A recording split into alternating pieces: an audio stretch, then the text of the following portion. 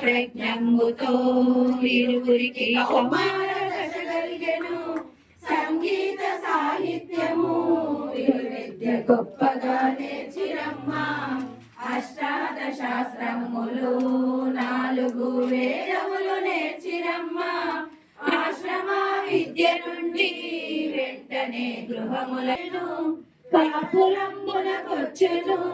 కోడలు కనికరంబుగా నుండెను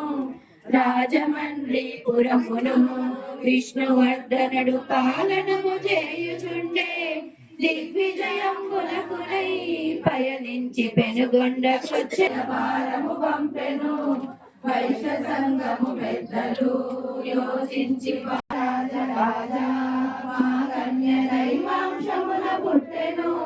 మానవుడైన నీవు 3 మంది భార్యలు నీ ఇంట ఉండగా